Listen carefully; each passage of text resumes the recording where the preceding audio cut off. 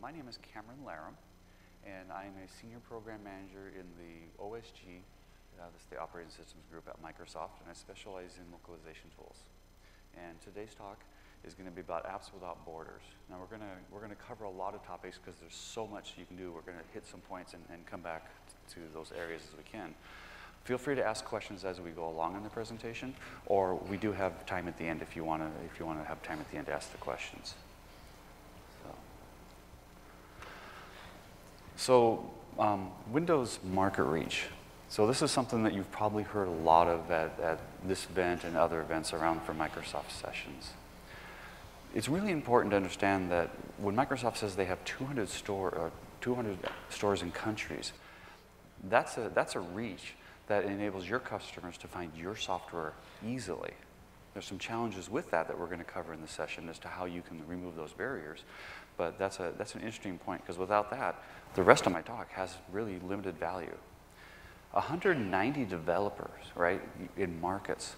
That means if you're in 190 plus different markets, you can produce and sell your system, your designs, your applications on Microsoft systems through our stores. That's really important. Apps, 100 plus languages, you know, that number is just constantly growing. But when you think about who you want to talk to for your audience, it's not just English. I mean, we did a quick search here in San Francisco, and I think we came up in a 20-mile radius. There was 112 languages right here. I was walking to the center yesterday, and I took a picture of a bus going by, and there was almost no English on it. And it was, I believe it was Chinese, but I wasn't 100% sure. But I'm like, that's here in the United States on a bus with an advertisement walking by. So even your languages in the US are relevant to be multilingual. And then payouts. This is really important because unless you're doing fame for your apps, you might want some revenue. And so with the different currencies that we have to offer, 160 or 60 plus currencies, that means that in your market, you're probably going to get paid out in a monetary system that works for you. Okay? So let me do a quick survey before we go to the next slide. Who here writes desktop apps? Okay, looks like we have about half the room. I got some surprises for you in a little bit. Who writes Windows Store apps? Okay. And how about Windows Phone apps? I do both, so I have to raise my hand twice. Okay, very cool. Who's written their apps in more than one language? Okay, pretty good. About a quarter to a third. That's not bad, actually. How about 5 languages? Okay, got a couple 5 minutes. Oh, we're going to go for the gold here. How about 10? Oh, I got 3 people, 4 people. 15? Oh wow, still got 3 people. Well, I'm gonna go with that, because if we keep going up, you guys are just gonna embarrass me, because I usually do about 7 or 8 in mine. So I got some prizes here for you, because you don't come to an event without throwing T-shirts, right? So if I can get you, let me run down here real quick. Sorry for going off stage.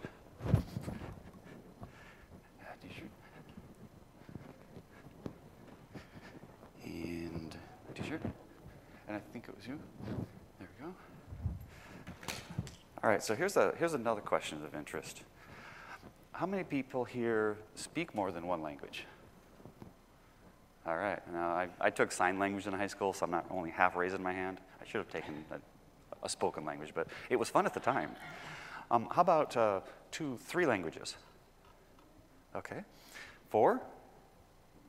Okay, so right there in our audience, if you have a preferential language that's not English, and you're only writing English apps, just in our audience alone, you're now excluding what someone would want to see on their systems, right? So let me hold on a couple more T-shirts. I'll pass those out a little later. That's my only demo failure. There we go. All right, okay, we're back. So again, this is a deck from the presentation we did last night about monetizing your apps.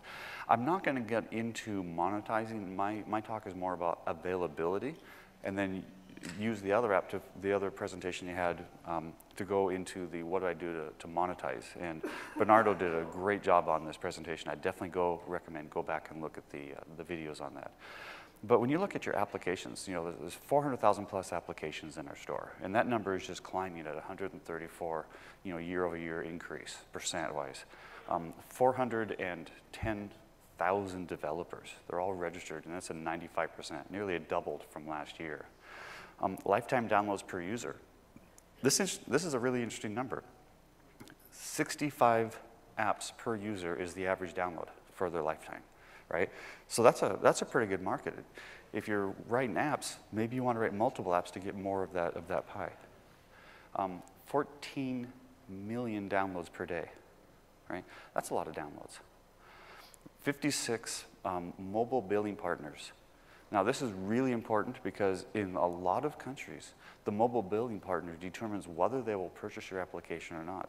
And it shows by the numbers, it's 184% growth, and it drives purchasing up by a factor of 6x.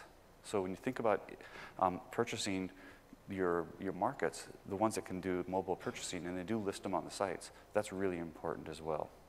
And then half of the customers do in-app purchasing.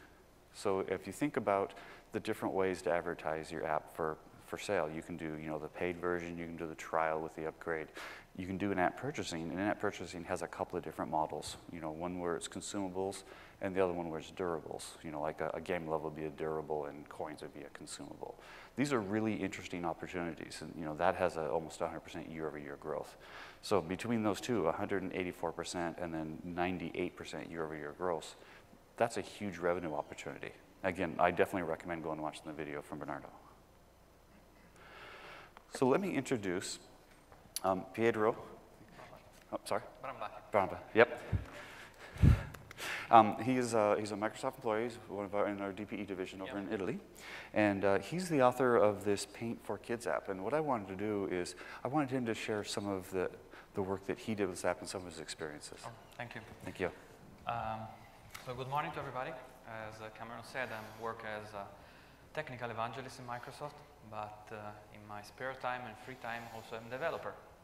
And so I decided to create an application that is Paint for Kids.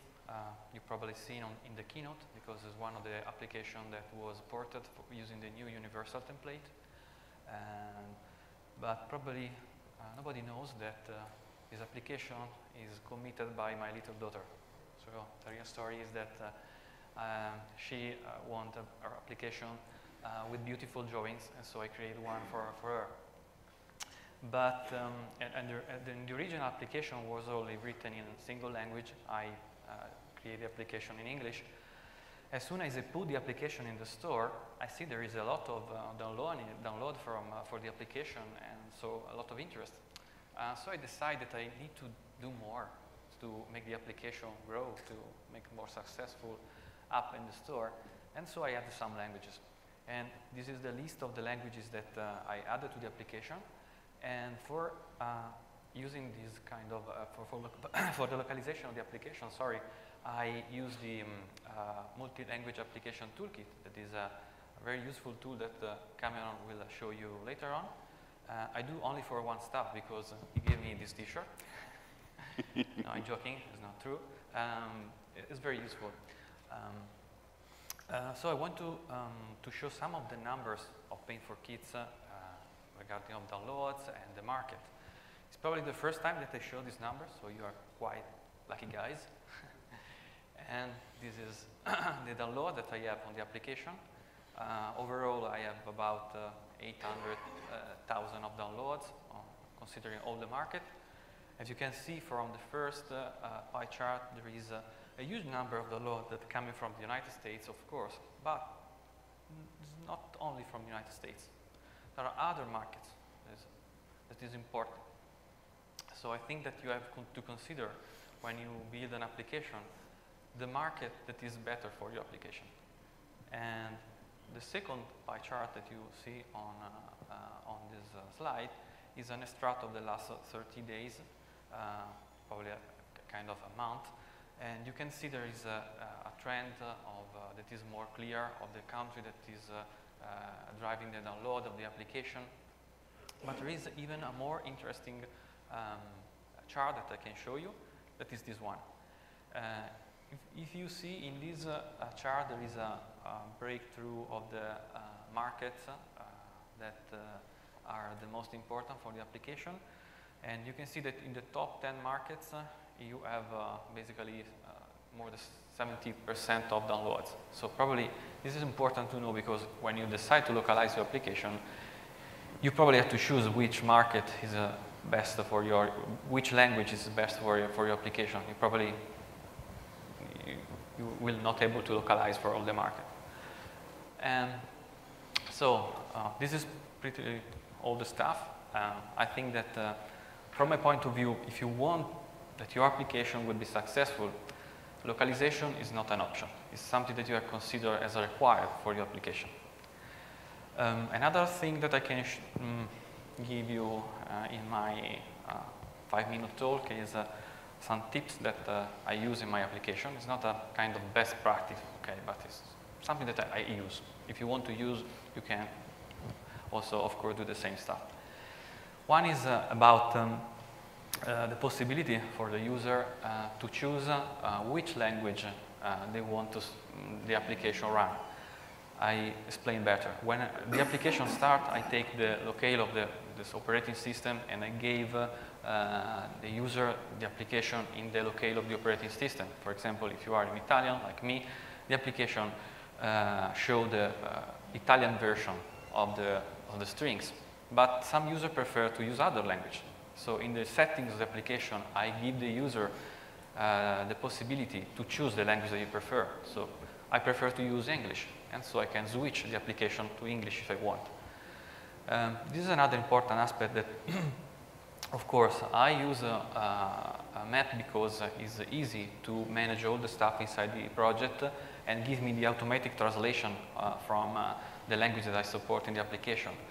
But as you probably know, the human translation is really the best thing that you can have, but it's, of course, you have to deal with a lot of people to translate the application. So what happened to me, because I work only as a single developer, and so I can have the time, the money to deal with a lot of translator, I start using Math for translating the application, and after some time, users send me an email on the support alias of my application, and I like the application very much, but some translation could be better. And so they provide me the translation, or they ask me, I can help you to translate it better. This is very cool for me. So of course, I can provide some the localization string to you, so you can improve the translation in your language. So it's pretty cool stuff. And another tips that I use is about the string that I localize. When you decide to localize an application, not only you have to localize the string inside the application, then you have to upload to the store. Like when you upload to the store knows all the language that your application supports and asks you, okay, you have to upload for Italian, okay, you have to give me an Italian description of the application. You have to give me the screenshot of the application in Italian, the label for the description.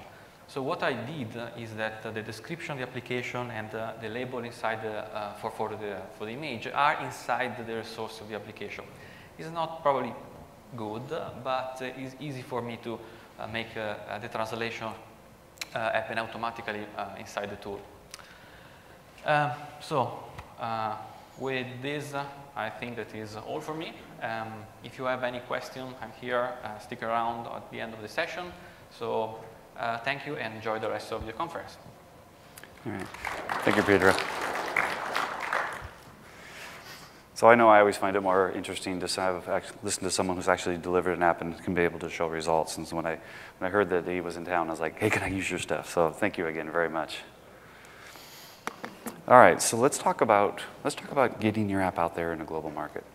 So you notice my slides are in a different order than what we probably usually see. We talk about, oh, do this code, do this, do this. I was doing the draft of my demo, and one of the guys on the team said, you know, here's something I experienced. I did all this work, I went to publish my app, and then I realized I had all this work to do for publishing that I was unaware of. So he said, put publishing first, and I said, that's a brilliant idea. So we're gonna go start off by publishing, and I'm gonna show you how to walk through and make some decisions as to what you can do while you're coding your app so that when you're going to publish, your rest of your data is ready, because it is more than just strings in your application. So with that, let's go ahead and switch over to my laptop. And let's go ahead and jump in straight to Visual Studio. I'm running 2012, and we're gonna play with an app called Global Invite. And this app here has some information in it on how to globalize and localize. But what I just want to do right now is I'm getting ready to write this app. Let's pretend I haven't written any code yet. I'm just going to create my template. I'm going to build this thing, and then I'm going to go to the store and I'm going to upload it. Simple as that. It's not even a functional app at this point because it's just a template, right? But that will allow me to get to the point where it will be really easy. And save on debug, okay. It'd be really easy to get the information out of the store to be able to get what I want for my app. Okay? Let me just mark where I'm at here. So let's go ahead and go into the store. So everybody should be familiar with the Microsoft stores, you know, www.windows.com, www.windowsphone.com. And that will take you right into the store. I'm logged in, Cameron Laram, and I'm just going to go to my dashboard. So let's go to the Windows Store apps and my dashboard.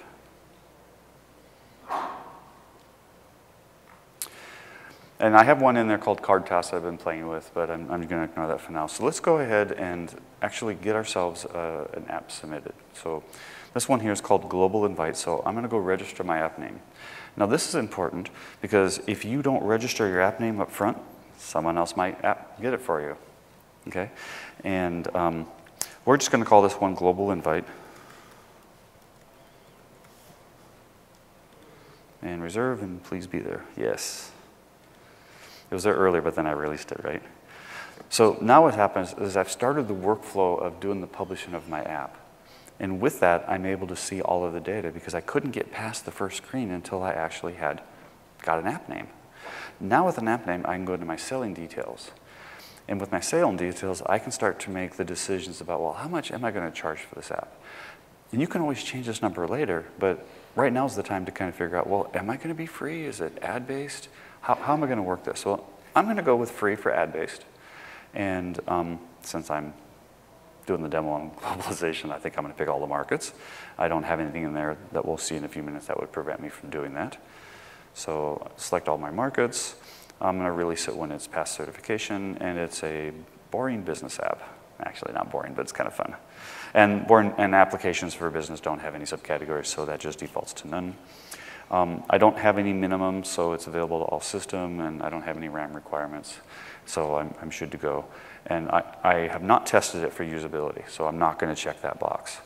This is something we recommend you do because there's a large, diverse group of languages as well as abilities. So to be able to make sure your app is fully accessible, doing the work that it takes to ensure that it works with different contrasts and other stuff would be very important to the larger community as a whole. But for this demo, I'm going to uncheck that box. Okay? I haven't selected any markets. Let me go back and see what I did. Oh, okay. Sorry. Thought I had selected them all. Oh, sorry, wrong button. Select all. Helps if you read the screen, I think. But I'm a dev. You don't read, former dev. You don't read screens. Okay, so services. I don't have any services that I'm registering for, and this is where you would connect your reserve service and put in your product IDs and be able to tell the store how you're connecting up. And I don't have any, so I'm just going to go in and leave it blank and hit save, just to complete that work item. Now, age ratings and age certificates. This is an interesting one. So they give you a little blurb here, and they give you some other stuff, but this is really important when you talk about different markets, and I'll cover this a little more later. But for mine, I'm just simply going to say, you know what, this is 12 and older. Because if you're under 12, you shouldn't be scheduling meetings anyway. And I don't have any certificates that I have to upload for the game ratings, which is another interesting topic. Different countries require certifications. Some are self-certified, some actually you have to submit to a board and they give you back a certificate. Without that, you can't publish into their markets. So even though you casually saw me go hit all markets, this is, since I'm not committed yet at this screen here, I go, oh, I'm going to have to consider what the Korean requirements are for me to publish my game that I have, because if I'm writing a game. So now I'm getting familiar with it, because it's one thing to read it, but it's another thing to actually do the process. So this is why I'm recommending do the blank app up first and then come back afterwards. I don't have any certifications. I'm going to go ahead and just click save on this. And I don't have any cryptography. I do not have any. This is really important because the level of encryption, or even having encryption, is different across different markets. And you want to make sure that you comply. As the owner of the app, you're the one responsible for complying with the local policies. So you want to make sure that you are answering this correctly. Right? And I don't have any, and I confirm that. Now we're getting to the meat and potatoes of it. So we have a packages, and I want to upload my packages, so I can just drag and drop my, did I drop it here? All right, where did I build this thing at?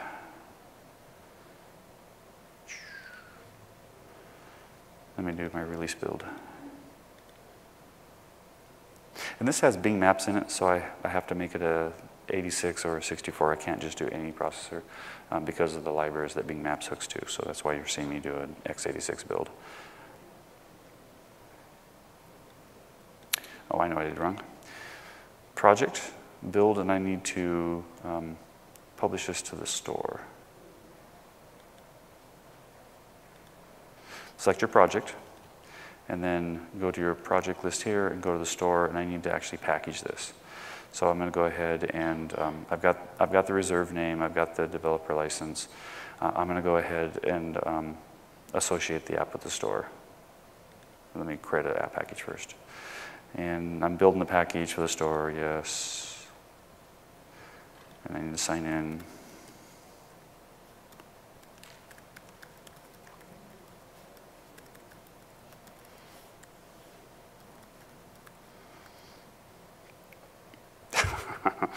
Don't you love this?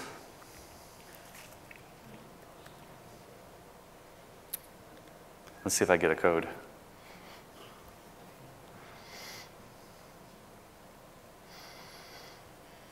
Hey, look at that. Everything works great. 0, 1, 4, 9, 3, 6, 3.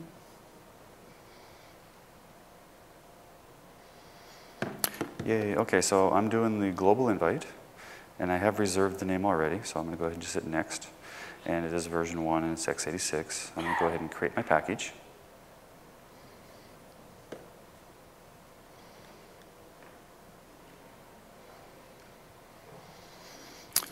And I don't want to do that. I'm just going to close this. So let me open up this window here, close this, and now I can just grab this to do my upload.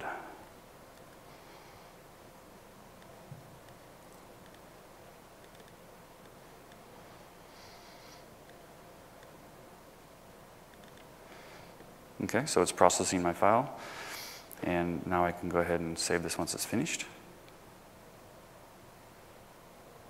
Okay. And I did all that to get to description.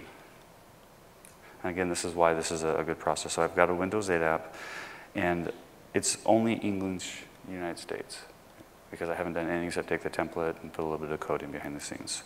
So these are the type of description fields that I'm going to be looking at. I need to have a description, some app features, my different screenshots, some notes I want for, additional information here, such as I fixed a bunch of bugs, or look at this cool new feature I stuck in.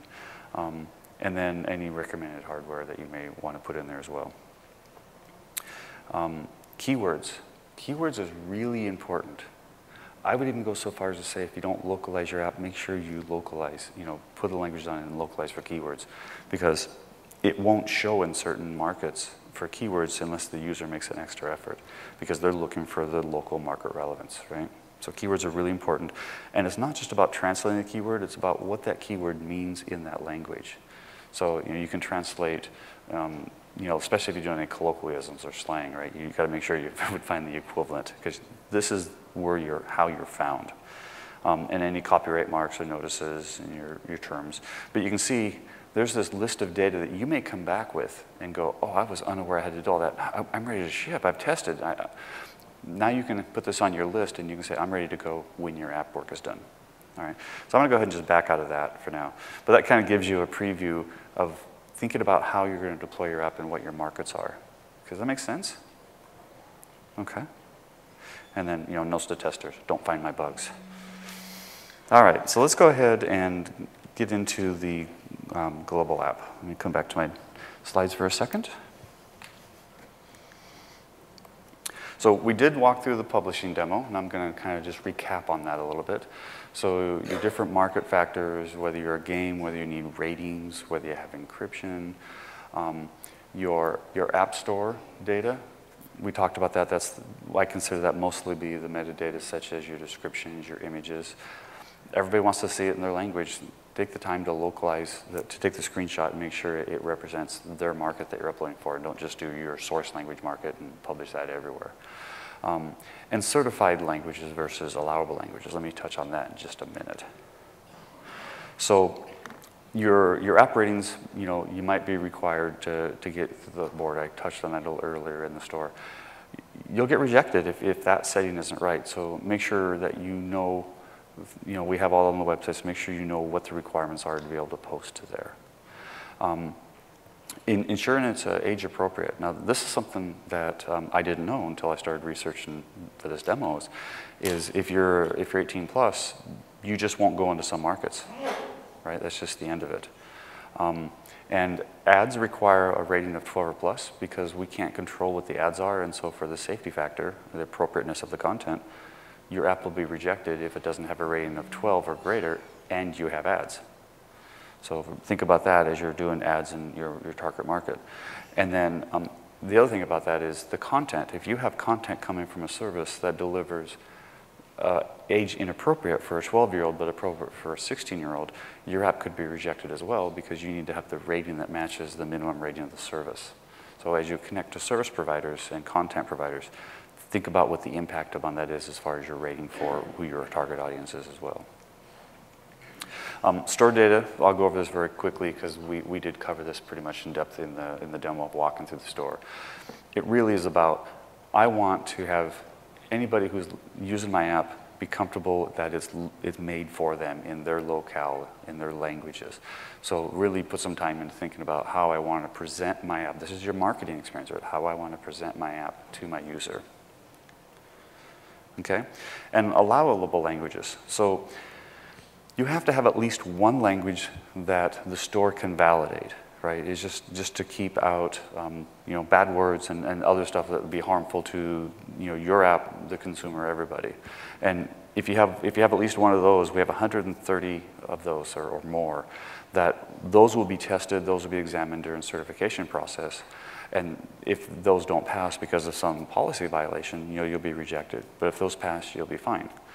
Now, there's 100 plus languages that are allowable. In other words, you've passed on these certified languages, so we're assuming your intent is good, and these languages aren't checked at the same level that the other ones are. So you don't have to have those may not be checked to the level that the first ones are. But if you don't have a certifiable language, you won't make it to this point. So that's an interesting flexibility to go into markets that we may not be able to certify languages for, but you still want to deliver to. Okay, so we did the publishing demo ahead of time, got my slides out of order. So let's talk about globalization. So globalization is a wide topic. It's about changing the time and dates to make them look in your format, right? I mean, everybody knows that in the US it's month, day, year, which is pretty much nowhere else in the world. So if you hard code month, day, year, most of your users are going to go, is it January 2nd or February 1st? Because they won't know because they're thinking it's local to them, which would be appropriate. Numbers and currency. We put commas for the $1,000 marks at the third zero. Other countries put decimal points, or they put it at a different point, or they put spaces in. So we have globalization APIs that will help you do your number formatting. Calendar, really important. Not everybody runs the same calendar, so make sure you have the right calendar on. And I'm going to kind of skip over the rest, but your measures of units, your text, your fonts. You might need to change font size for some markets because the scripting is smaller. So you might need to increase up for maybe a Japanese market as an example. And then sorting in images. My son and I, we go, we live in the Seattle area, and we'll go to the Seattle Science Center and take pictures of the Space Needle, and we'll compare our pictures, and we'll come up with some really good pictures, and we'll go, hey, we should put that as a background in our app. Well, that won't really mean much to someone in France, right, or someone in Germany, unless they're doing a preview American, sites. So as I put images in, my localized image for France or Germany might be the equivalent of the Seattle Space Needle in their locale, right? Something that means something in that country. Localization, it's a little bit more than just strings, but it's a lot about strings. So with Visual Studio 2013 and all your modern apps, your Windows Store, your Windows Phone, you get a default language by default. So you don't have to worry too much about this. When doing WPF or desktop apps, you generally do have to set this. Separate your strings in your code. I think we've said this for 15 or more years. It's really important. And you don't want to have to go back through code afterwards and say, oh, I got to pull this string and put it over here and remap this. Just do it by nature up front, and the new templates do it by default, so you're in good shape there. In Windows Store apps, the localization is based upon the directory tree. So I start with strings, and then the language code, and then my resw file, or in this case, my resx. I have a typo there. If you're doing JavaScript, resjson. And what that will do is that will tell our MRT compiler to look at these and apply the correct language codes to these. So you just duplicate that for French, for Spanish, for German, and now you have multiple languages in your store app. And then use the UXID in your store apps and your XAML and your new universal apps to actually pull that into your strings automatically for your display. The resource loader class is the new class that we've been using since Windows 8. Make sure to make good use of it. resourceloader.getString, you'll see that in a second.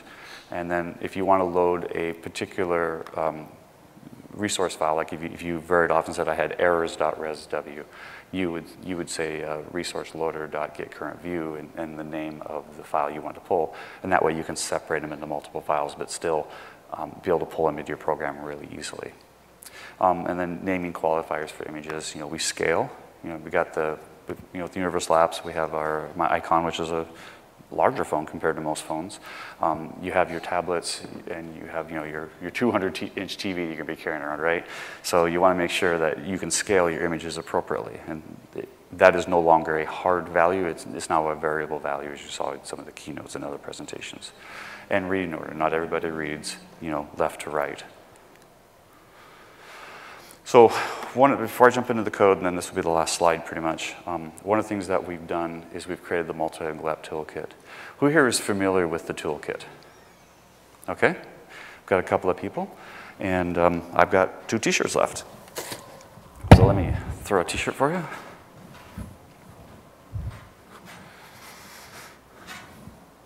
Thanks.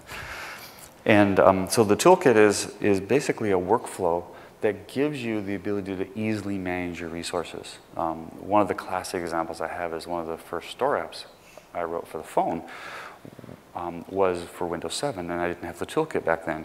And I was translating into Russian, and I went, oh, I need to add new strings. So I was in my Russian resx file. I just added it right in, testing. I literally was on the screen getting ready to say publish. And it's like, hold on. I didn't do the English equivalent of the string, and it's an English default app. So I had to go back and restart the process and pull it into English. I had to reverse engineer back. Okay, this should have been this in English. I completely missed it. My strings get changed. I had to go find the particular resource. I had to update it.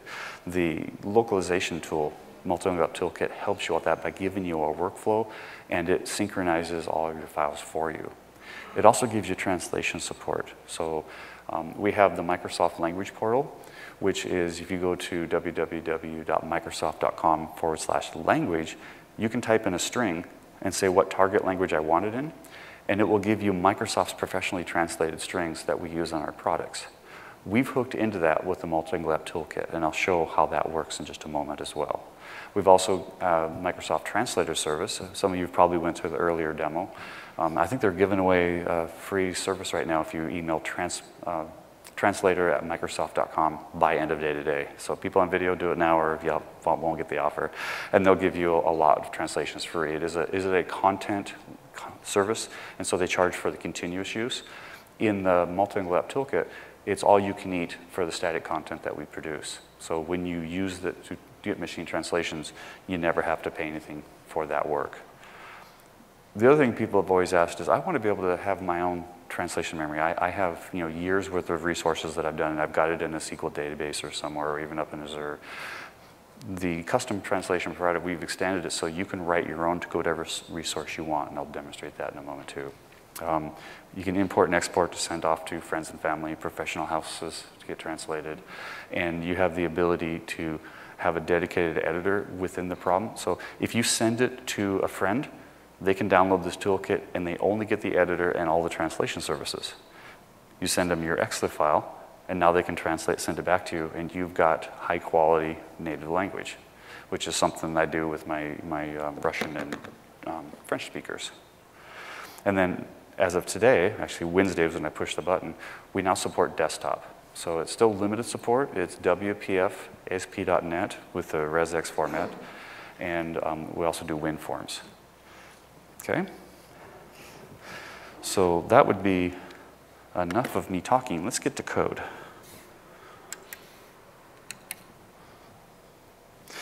So let's come back to this. Is this too small? Let me see here. Let's just zoom in a little bit.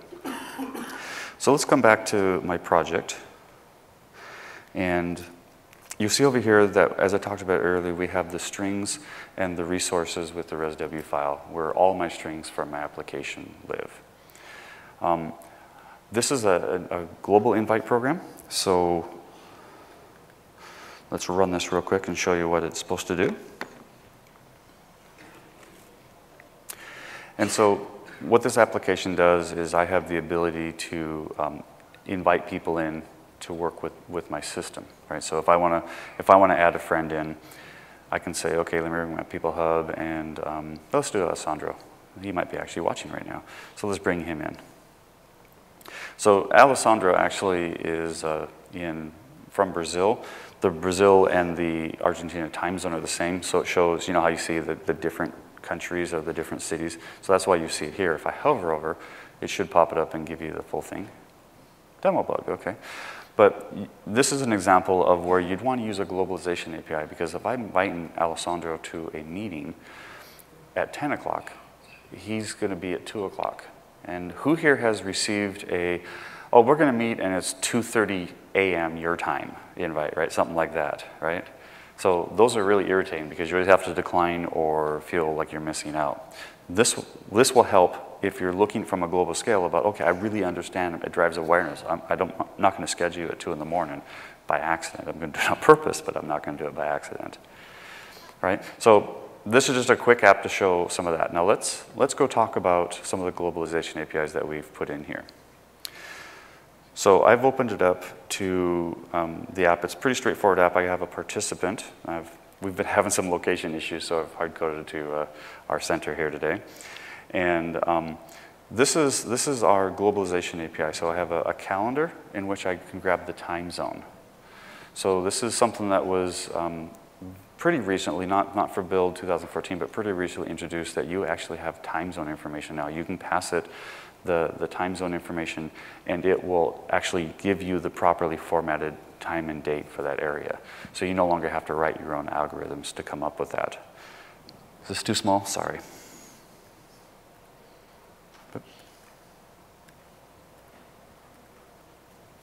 That a little more readable? Okay, so right here is your globalization. Windows.globalization is your friend. That's the namespace that gives you all the API for currencies, globalization, calendar information, stuff like that. So it's as simple as give me my calendar and then give me my time zone off of it. This is using the default time zone for my system right here. So that's why when it comes up, it's basically West Coast time. Now, when I come down through here, I would come down and I would look for my function called update time zone. And this is what happens when I change my time, I update my time zones. And that will take me down to this routine, which has more of the globalization APIs. So this is our formatter patterns. Have you, anybody worked with these before? Okay, I've got one person. That's actually a very interesting thing. This is not the order it will format it. This represents the properties to correctly format. So you can put it in any order you want. I can put hour, day, month, year, and it will come out correct for that locale. So again, this is your patterns, not the format. And that's a key difference. So again, these are your globalization APIs that help you with very common functionalities like time and date and currency. And these are the type of things that you're looking at. So I'm calling that the time date formatter to be able to get my locale information for that. And I have a time zone that I pass in to that time zone function. And that gives me back then my calendar and my information. And I have whether it's a daylight saving times or not, to set a visibility on a little box that I put on the screen. Because I know that it's daylight savings time or not because of the calendar APIs. Okay, and then if I've given it an invalid time zone, I need to be able to handle that. So that's what that code is. So that's a really quick run through of what the globalization APIs would do for you. There's currency, there's a bunch of other ones. Take a time to go through the Microsoft.globalization APIs. So let's go ahead and let's add some languages. And now I could simply just right-click on it and say add new folder, and then go FRFR or DED for German. But instead, what I want to do is I want to actually show the toolkit. So let's go to enable the toolkit, which is a free download from MSDN. And I have some cards up here that will give you, or my colleague Jan in the back has some cards that gives you a quick URL for that. And what it's done is it's added in this XLIF file. In this XLIF file, let me build really quick. This XLIF file is an industry standard file that is designed to handle translation data. So it has a workflow built into it. And I'm going to go ahead and open this up really quick just to show what that looks like. And here's our editor. And this is a pseudo translation. So what pseudo does is pseudo gives me the string marked up so that when I'm looking at the UI, it's apparent that it was run through the localization process or that it wasn't. There's no question with how we mark up the string whether that was available to your localizers or not. That's truly the purpose of what the pseudo's for. It's not a language you would ship. It's not a language you'd use except for testing, but it's invaluable for testing. So this number here is a number that is unique to that string. Even if you have that string elsewhere in the system with the exact same value, so if somewhere else I had an ID with a value of all day, it would have a different string. Because how many times have you gone, okay, the cancel button, which cancel button is it? Where's that string coming from, right? This will point right at it. You can go look at your pseudo file, it gives you the ID, and you're done, you're good to go. So I just wanted to show pseudo really quick, because I want to be able to go in and do something with that. I'm going to go ahead and reset that. And no, I don't want to change this. So within the editor, or within the IDE, I can add more languages. So let's add French. And I can do French neutral, which means it will fall back to that if I don't have a specific dialect for French. Or I'm actually going to go French in this case, and I can do French Canadian. And these icons here represent the number of providers that are available for you. So if I were to hover over this one, you can see that's the language portal. That's the one that uses Microsoft's terms that we've professionally translated. We make those available to you. The second one is the Microsoft translator provider that we're pretty familiar with for the Bing services. The order they're listed on the screen here is the order they will process. So when you say translate, it will look for a match, use it if found, move to the next provider if not. So the order is important from if you're working quality gates based upon different providers. Okay? So I'm going to go ahead and add those in. And again, I'll get more XLIF files added. Did I not do French or German? Let's do German again. All right. And now what I can do is I can just select all these and just say machine translate within the IDE. So this is a great way to get your translations right away. Now, one of the comments that I get back a lot is you have translations, but they are machine translation, and they may not always be appropriate based upon how it was interpreted. Even if you don't ship the machine translation, you can see it on your screen. So I'm going to go ahead and generate these. And this is a live service, so please internet work. And it's going up, and you can see that you can do them all in one batch. So if you have 50 of them, you can just right-click and do all 50, and let it process away. And as they clean up, they're finished off. I can X them on the checkbox if I want to clean them off, as long as I don't cancel it first. Now I have French in my XLA file. Okay. And this one here threw me for a loop, but it's the same word in French. So I was like, oh, okay, that's actually a correct translation.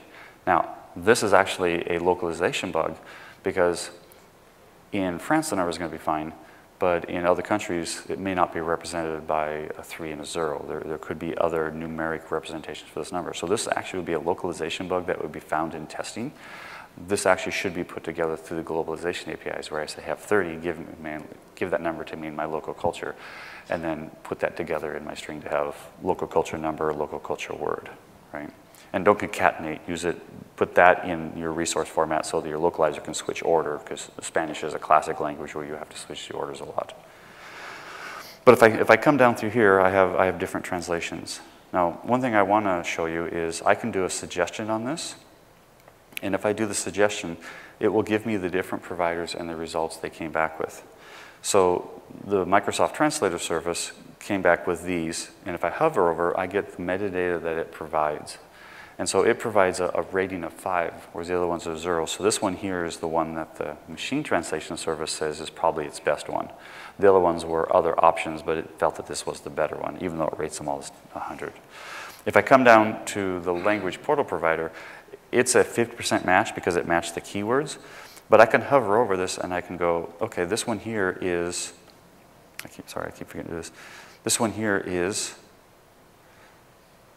from Windows 8.1, because we're able to turn on, tell me the product and the version that it comes from. So now I'm, well, okay, do I want to do Windows 8.1 or do I want to do a different provider? Maybe I want to pull from an Exchange or an Outlook, because the language voice might be matched better. Okay.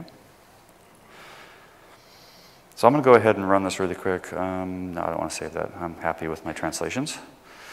And the first thing I need to do is change my languages for my operating system, which I already have here, is sudo first. So we're going to find our local, where we don't have localizable data. And then we're going to fall back to France, and then we'll go to German, or we'll just do English afterwards. So let me put that order up. And that QPSPLoc, if you look for that when you add languages, you have to type the code in the search, and then it will show up, because it has no value to an end user. It's really only for debugging.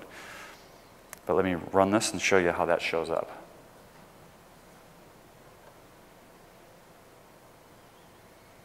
Okay, so now you'll see that I have my name and the assistant name has been localized, but this text has not been pseudo-localized, so I know that this will never be available to my localization team.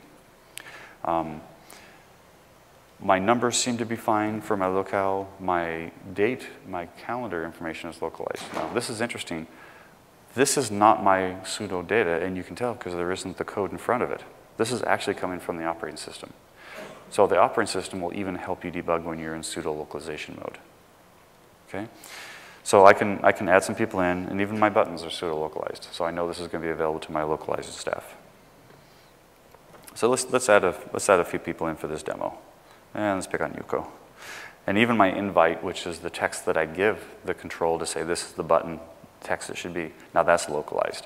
Otherwise, I'm going to see OK in every language, and that's not always going to be right. So my calendar information is all localized. All my data is localized that is coming from an operating system or an API call. Obviously, the individuals' names are not localized.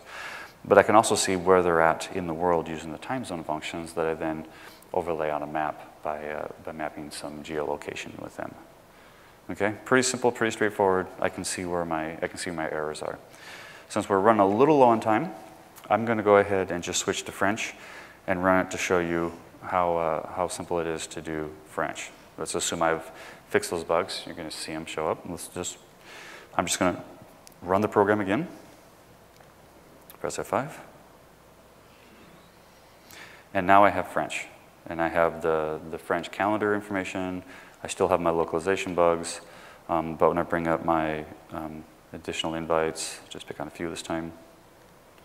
And also, Inviter was localized, right? So let's do Alessandro again. And so here's my data. My calendar information is localized because we're calling those APIs.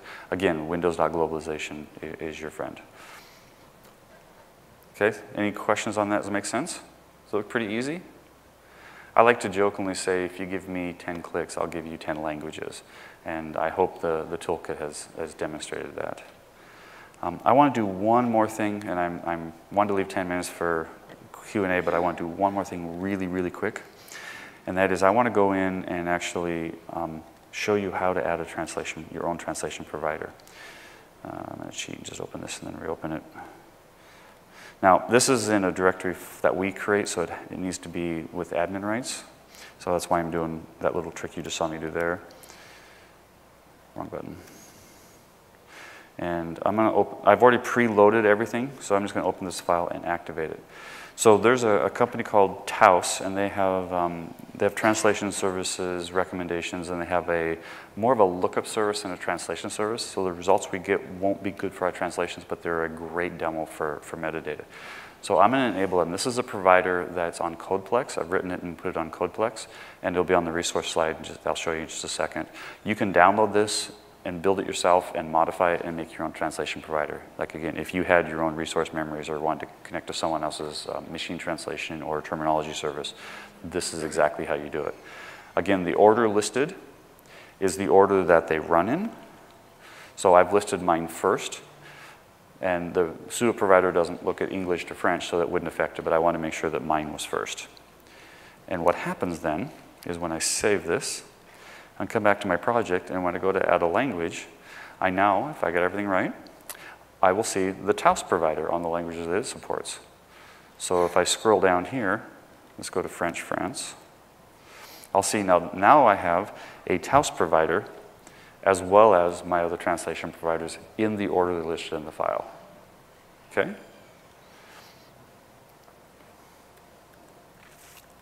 And then let's open up that French file again. And the translate button that we saw earlier should represent the Taos provider because it is the primary provider for the translation service now. It's not the only one, but it's the primary one. So if I get a suggestion on this, now I have the different providers. Again, I got Microsoft first because it came back and said you're the best one based upon the services request. And the Taos provider came back. Now, Taos they are a lookup service, and it has a lot of metadata. So the company that provided it to their public service, all the other information is right here in the metadata because we've enabled metadata to hover over. So I can look at these strings, and I can go, oh, okay, this one here would be interesting for me because that matches the particular model I'm going to. Maybe I'm going for film, and I want non-tech space. I want actually film industry type terms. Well, I could connect to a provider that would give me that. Okay? Make sense? All right. So I am running a little long, so I'm going to go ahead and I have more to show, but I'm not going to show it. I'm going to go ahead and stop there for now.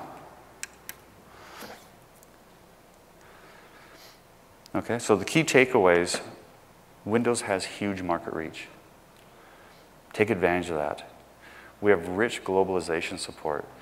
I mean, I barely touched on it with the globalization APIs that I showed you. There are years worth of rich development support for both for desktop and for your modern apps. And with the Universal app, which I didn't have time to show, we support Universal apps as well. Now you have it built into Universal apps, so it's even easier to do global support for your phone and for your tablet and for your desktop. We also have the multilingual kit. You saw how easy it was. You know, my joke, give me 10 clicks, I'll give you 10 languages. You're always going to own the quality of your app, so you own the quality of your language. We don't do linguistic checks for you, but if you connect to friends and family or professional services by sending that file off, which is a right-click inside Visual Studio, you will get back high-quality translations. I do that with friends that are all over the world, and they just send me back my EXIF file, I import, and I'm good to go. And our number one goal, we want to increase the downloads, right? We want our customers to have happy applications that they tell friends who download and who they tell friends. Next thing you know, you're at 790,000 downloads for a really cool app because you put some additional translation in and opened up those markets. As you saw, 10 markets were really key. The other ones are important. It was still 29% of it, but it was really key for those top 10 markets. So think about when you're targeting some markets, what are the top 10? And we've talked about it the whole session. Maybe start off with 5. See where your downloads go, add those languages, right? So there's all kinds of opportunities with that. So here's some resources. I'll leave this slide up there for just a second in case you want to take any photographs. These are shortcuts that will take you to a bunch of good information about how to make use of the globalization AIs, how to get the toolkit, how to write providers for it, how to deal with your age rangings, all the different things you think about when you're writing apps. Okay? And my colleague Jan Nelson in the back, he has some cards that have some very similar information on it, and they'll help you as well. Let me go ahead and click forward. Okay, and multilingual@microsoft.com is an email address that will come directly to my team. So if you have any questions, email us because we will answer. I'm on vacation next week, but if I see it come in on this address, I'll do my best to respond. Okay, and your feedback is extremely important to us. It can tell us how we did better or even if we did well. So please scan the QR code and also provide feedback. With that, I will open up for Q&A. So, look, quick question. Who has used the Multilingual App Toolkit to ship apps besides question here. So you showed the pseudo-localization in Windows 8.1. Yes. Is it now included in Windows Phone 8.1 as an option? It always has been, but you have to hard code switch to the language. So it's not there's not an OS. It's not a selectable language, so and there's no way to type it in, so it doesn't do it. What I simply do is I just simply change the current culture UI, and that works. And another question. So if we set multiple languages when we submit to the store, do all those languages get checked? Is there an impact on the store submission if we've got multiple languages? Okay, so the question is when I upload an app to the store, what languages get checked versus what languages don't get checked? I know the 130 plus languages that are certified languages.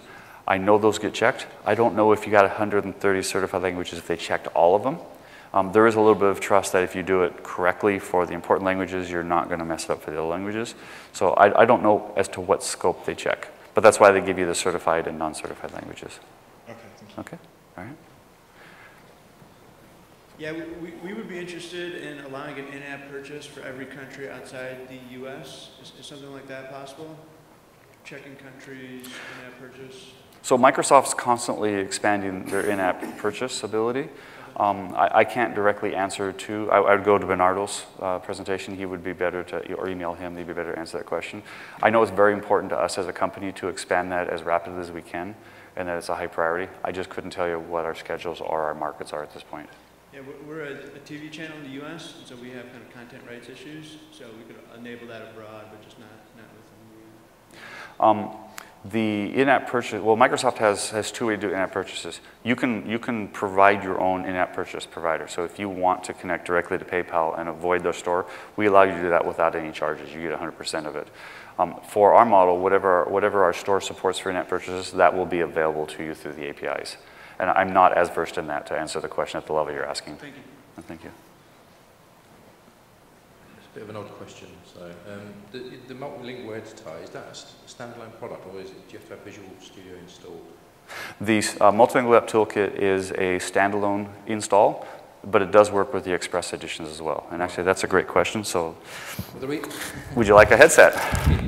The reason I'm sending Excel files. Pardon? We're sending Excel files.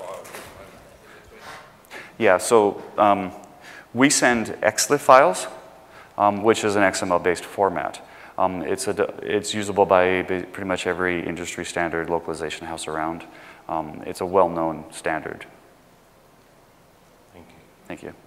And it's based on version 1.2, and they're currently getting ready to approve version 2.0. Yes? Are there special instructions for right-to-left languages?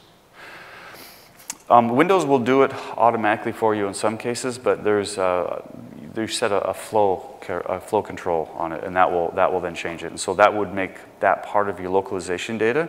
So if you're doing a right to left language, make that available, and so your Arabic, Hebrew countries can change it, and so it will flow correctly. If you're doing a Silverlight phone app, we do it for you automatically for an 8.0 app or greater. But yeah, there's sometimes you do have to look at that directly, especially if you're mixing right to left and left to right text on the same screen. Thanks.